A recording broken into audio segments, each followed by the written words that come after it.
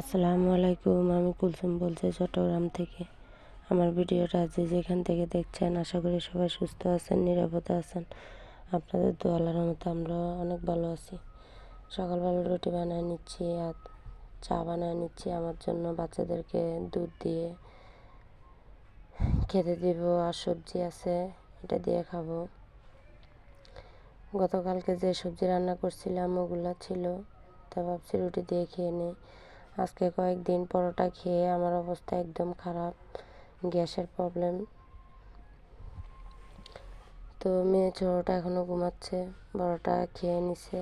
এখন ভাবছি ওরা ঘুমে থাকতে থাকতে সবজিগুলা কেটে নিই, কেটে দেখি কতটুকু করে পারি, কারণ বাবুরা তো উঠলে আর করতে পারি না, বাচ্চা উঠলে কোনো কাজ। এই দিয়ে শাক কুটে নিলাম, তারপরে মূলা কুটে নিলাম, এগুলো এখন রান্না করব। এই যে একদম টাটকা ফ্রেশ লাল শাক নিয়ে আসছিল। আর এখানে অনেকগুলো চিংড়ি মাছ নিয়ে আসছে, যেটা শাক বা যে কোনো সবজির সাথে খাওয়া যায়। এগুলা চিংড়ি মাছের মাথা, একদম কাটা হয় না, আজকে কয়েকদিন কালো হয়ে গেছে। এই যেগুলো নিছি মূলা দিয়ে রান্না করব, আর লাল শাক ভাজি করে নিব। মূলার সাথে কিছুটা আলুও দেওয়া লাগবে, যার কারণে আমরা দুজনে মূলা খাই, বাচ্চারা তো মূলা খেতে চায় না, ওদেরকে আলু বেছে বেছে দেওয়া লাগে।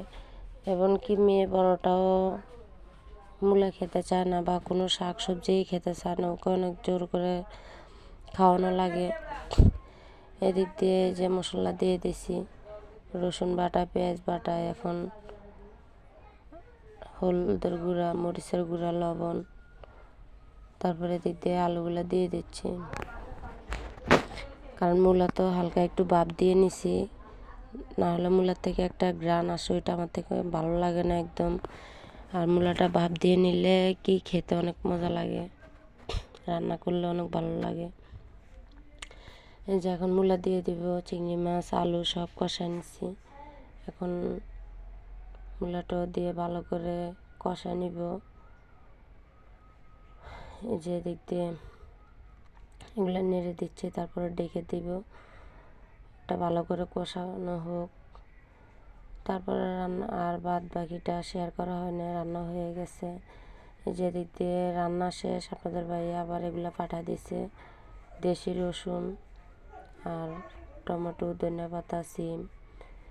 আর আজকে ঘটনা একটা ঘটছে কি, আমি যখন বাচ্চাদেরকে নিয়ে খাওয়া দাওয়ার পরে ঘুমায় গেছি, তখন উনি ছাদে গেছে, যে ভাবছে লতাগুলো সব উঠে ফেলবে, অনেকগুলো লতা। উঠানোর পরে উনি এসে চিল্লাতেছে, বলে চলো ছাদে, চলো ছাদে। কারেন্টও চলে গেছে। তারপরে ছাদে যেয়ে দেখি যে এই দৃশ্য। আমাদের এই জুড়িটাতে অনেকগুলো আলু হয়েছে,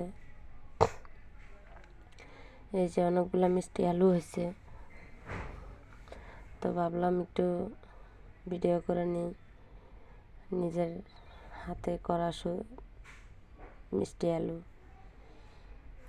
আমরা তো দেখে পুরাই অবাক, বাচ্চাদেরকেও নিয়ে গেছে, কারণ ওরা তো গ্রামের পরিবেশ এগুলো দেখা হয়নি জন্মের পর থেকে। তাই মেয়ে বড়টা ছোটোটা দুজনকে নিয়ে গেছে, বলে যে দেখো কি হয়েছে আমাদের এখানে। ওরা তো দেখে অনেক খুশি। এই যে দিক দিয়ে অনেকগুলো আলু উঠেছে। আমার হাজব্যান্ড, আমরা ভাবতেই পারি না যে এখানে এরকম আলু হবে। নিচের মাটিগুলা একদম চিট মাটি, শক্ত, তার কারণে আলুগুলা বড় হতে পারে না ভালো করে।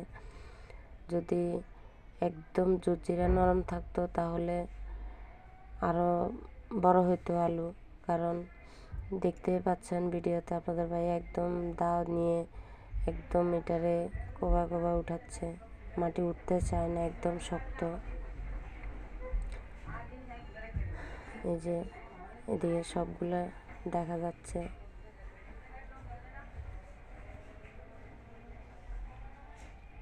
আলুগুলো অনেকগুলা নিচে গোড়া পচে গেছে। তো এই যে এদিকে দেখেন আমাদের লাউ গাছ, এটাতে ফুল আসছে। এদিক দিয়ে বরবটি গাছে বরবটি ধরছে। এই যে এখানে করলা, দুইটা করলাই ধরছে, করলাগুলো একদম লাল হয়ে গেছে। এখানে গাছে কাঁচামরিচ লাগাইছিল, ওইটাও ধরছে। তারপরে টমেটো, তো ওনাকে বলছি আরও কিছু টমেটো গাছ এনে লাগানোর জন্য, কারণ সামনে রমজান আসতেছে, তাহলে আমাদের থেকে আর কিনে খেতে হবে না, নিজের গাছের থেকেই নিজের গাছের সবজি খেতে পারবো। এদিক দিয়ে অনেকগুলো শসা বের হয়েছে, এগুলো সব বেগুনের চারা। এটা আমার ড্রাগন ফল গাছ, অনেক শখের।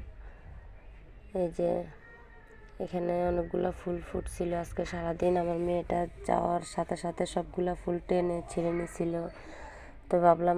আর আমার যেখানে যাই আগে খুঁজি ছাদে জায়গা আছে কিনা আমার গাছগুলো লাগানোর জন্য।